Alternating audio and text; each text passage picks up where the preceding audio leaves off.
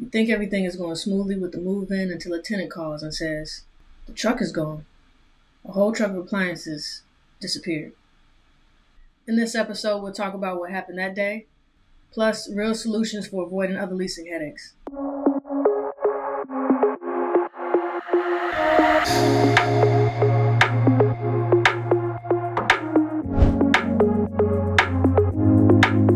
It started like a normal turnover. The walls had been painted a nice neutral gray, the floors freshly sanded, stained, and shiny like people like it. I swapped out the dull flush mount lighting for a crystal chandelier that gave the dining room a nice refreshed look. Even the porch had a new life, fresh coat of paint, and inside, the vinyl plank tile replaced the old brown 70s carpet. It was one of those satisfying moments as an owner, when the hard work finally pays off, and you could picture the next tenant turning this house into a home. The new tenant had reservations, so I added something extra. I promised brand new stainless steel appliances. Simple. I ordered the gas range and refrigerator, scheduled the delivery, a haul away of the old ones, and I confirmed everything was good the day before. The morning of the delivery, she was home and let the delivery drivers in. Everything seemed on track. Then that call. I remember I was halfway down the aisle of a convenience store with my phone in one hand and grabbing an item off the shelf in another hand when she said, "Robin, when they went back outside, the truck was gone." I froze. "Wait, gone? What do you mean, gone? How?" Then she told me they left the keys in the truck and the door unlocked. My mind started racing, but my first question was, did they actually finish the job? Then I asked, did they install the new appliances? Yes. Did they remove the old ones?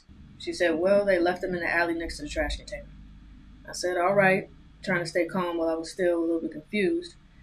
The appliances are in and everything looks good, then the appliance company will have to deal with the truck. And that's where my part of the story ended. My responsibility stopped at the front door. What happened next? I have no idea. But the lesson stuck. In this business, you need to know exactly where your responsibility begins and where it ends. Now, you probably won't have an appliance truck stolen, at least I hope not, but you will deal with other leasing curveballs. Vacancies that drag on because of the season, applicants who look perfect on paper but send AI-generated check stubs. So let's talk about what's happening in today's leasing market and how to shorten your vacancy time and how to spot scams before they cost you. You've got the photos and the listing live, but the market is slower. This is where the vacancy timer starts ticking. And these are the questions you should ask yourself. Is it priced accurately? The easiest way to have your listing sitting on the market forever is to price it too high. Use Zillow or another listing platform to be sure that your rental is priced appropriately by comparing to other listings in the same area.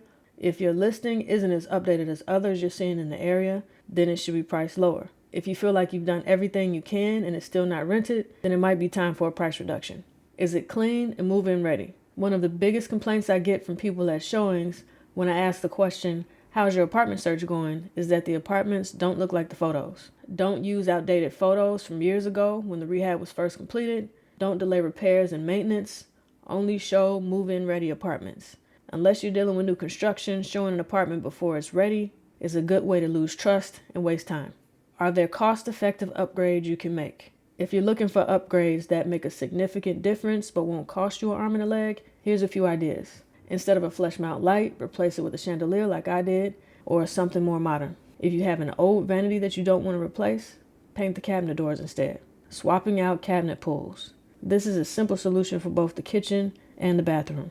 Replacing the shower head is extremely simple since you can usually twist a new one on in just a few seconds. But updating the hardware in the bathroom and kitchen is going to make a big difference. Putting a fresh coat of paint is going to make anything look like new. But if your porch is wood, you may want to use stain instead of paint so you don't have to repaint it every year when the paint starts chipping. Can you offer incentives? Even if it's the off season and you want to attract more prospective tenants, incentives is a good way to get things moving faster.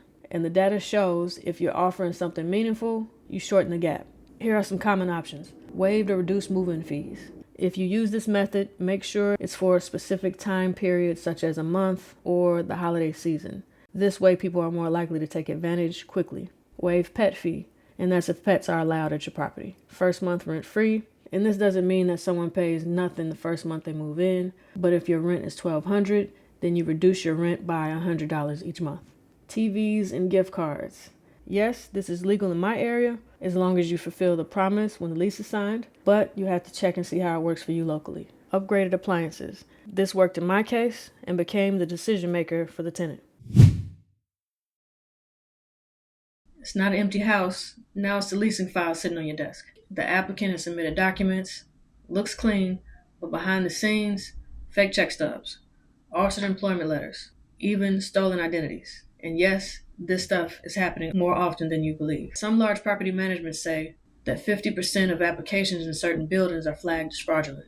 Let's unpack common scam scenarios. The best advice I can give is to pay close attention to everything and verify everything. Use the traditional method, such as phone calls, emails, and contacting people directly, as well as using your software to help you confirm and verify information. If something looks off, it probably is. Don't skip steps like not verifying employment or contacting the property manager where they currently live. There are ways to get fake documents or even add your name to someone else's. So it is possible to receive fake check stubs, altered bank statements, altered W-2s, and tax documents. Other issues I've seen is with evictions. So the first question I ask before I even schedule a showing is, do you have any evictions? What I found from some people that say no is that they don't have an eviction that comes up on their record, but when their credit is ran, there's a collection from a housing provider. So make sure you search the name of any collections to see what company it's from. It's so easy to list a friend on an application as the source for verifying rental history. So if you're not able to verify rental history through a reputable management company, the next option is to get rent receipts or payment transaction history. And hopefully your screening software also allows you to connect to someone's bank account to confirm rent payments that they made. So these days, tenant screening software actually offers the ability to confirm someone's identity if their social security number is real, if their check stubs are fraudulent, or if their bank statements detect any adjustments to the documents. The software itself can provide that information. So my suggestion is, along with checking things the old-fashioned way, also use a technology platform that can help assist with spotting those red flags immediately.